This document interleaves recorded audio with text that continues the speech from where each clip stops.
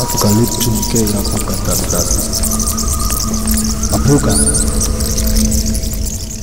few years ago, I was in a major London bookstore trying to find the new-to-print paperback history of Black people in Britain, an indispensable and exhaustive study for those like me who work in the field of racial representation across disciplines.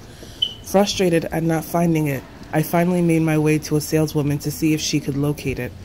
"Madam," she informed me sternly, "there were no Black people in England before 1945.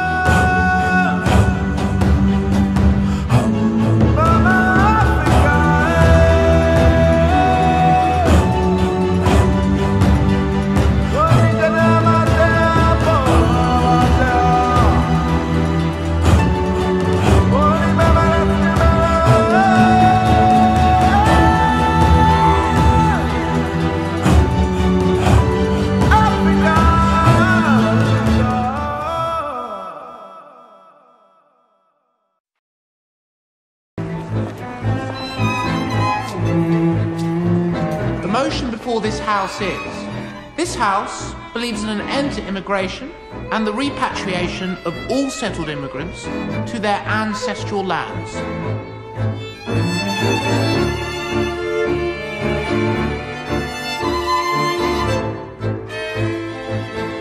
This motion is not about the color of one's skin. It is about national resources stretched to breaking point by an influx of immigrants to this green and pleasant land.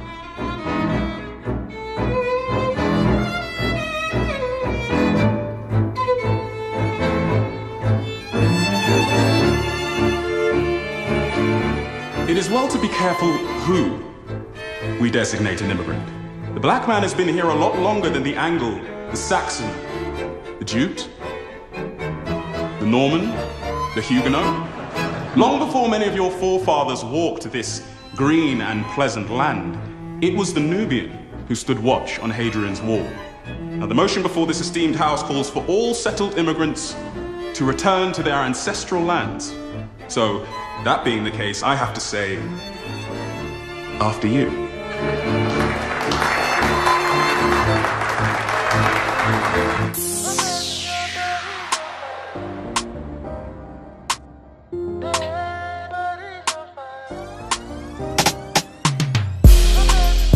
Sources suggest 10 to 25% of the Roman garrison occupying mainland Britain were of African descent.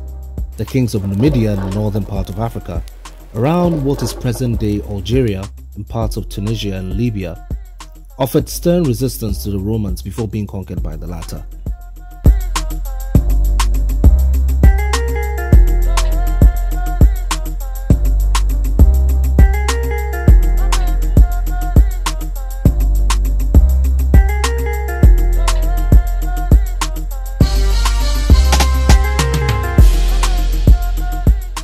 The Numidian cavalry, now turned horse-riding Roman soldiers, symbolized the burgeoning horse-riding culture and also the fueling of artistic interest and literary imaginations all over Europe.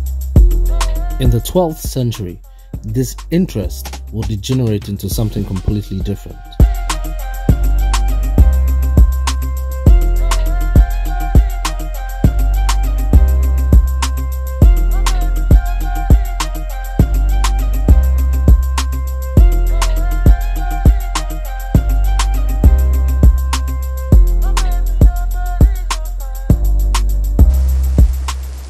The so-called African king, Gormund, and his 160,000 strong African army are depicted here as what Toni Morrison calls a dark, abiding, signing Africanist presence.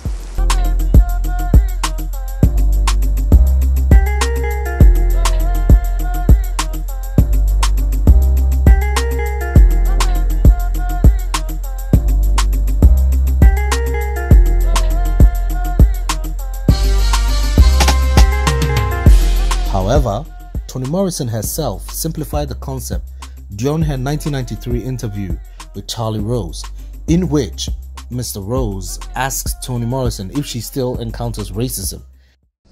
Yes, I do, Charlie, but let me tell you, that's the wrong question. Okay, what's the right question? How do you feel?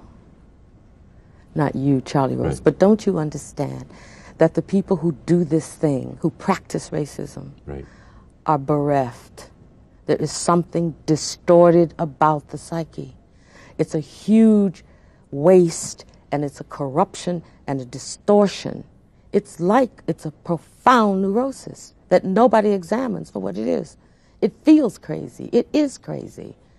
And it has just as much of a deleterious effect on white people,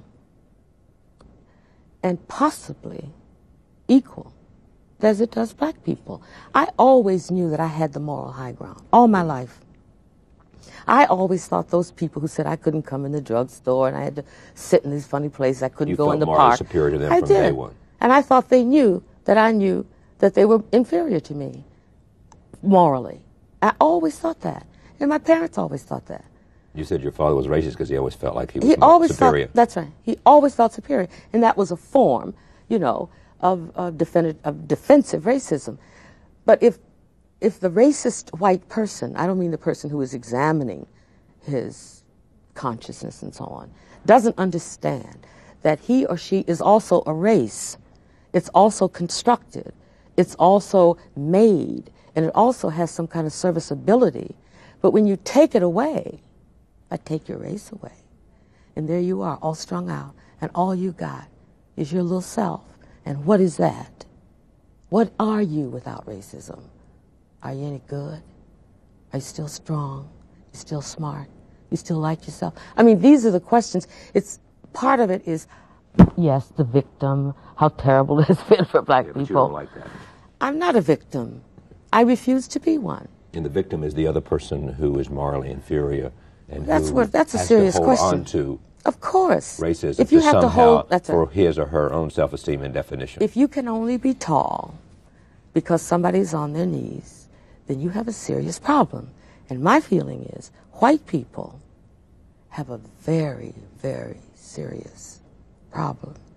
And they should start thinking about what they can do about it. Take me out of it.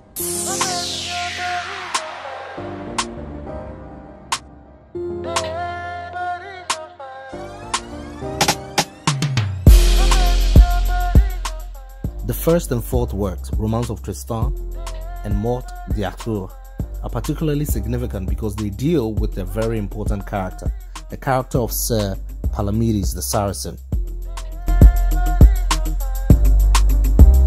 Though racially ambiguous, a racial reading is not implausible of this character. Texts rooted in Celtic folklore lend credence to the possible existence of a character like Sir Palamedes.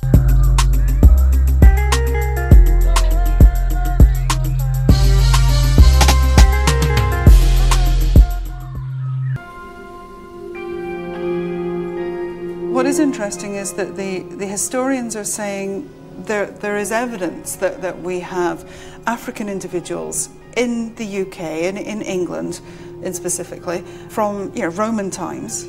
We've certainly got them in the medieval times. We've even got a situation in history where in Tudor times Elizabeth I is saying, actually we've got too many, we need to stop this, we need to send them back. And how do you go from a small number of individuals to a community to such a point that you've got the monarchy saying this is too much, we have to be able, we have to stop this happening. And I think that's interesting, and there's no doubt that the historians are saying this hasn't been researched, and I think it should. And if nothing else, what we've done is said, here's one, absolutely, here's one, we found it, excuse me, all the rest, maybe it was, maybe it wasn't, this one is. Start with this one. A man discovered in an unmarked medieval grave could now change the view of our ethnic history. We have scientifically identified, beyond all reasonable doubt, which is all any court in the land will ask of us, is that this individual is of African ancestry. We also see in the Romance of Parzival, the 13th century German romance, there is an instance of interracial marriage between a European man, Gamouret, Parzival's father, and an African queen, Belakane. 500 to 600 years later, works like Parzival will become rare.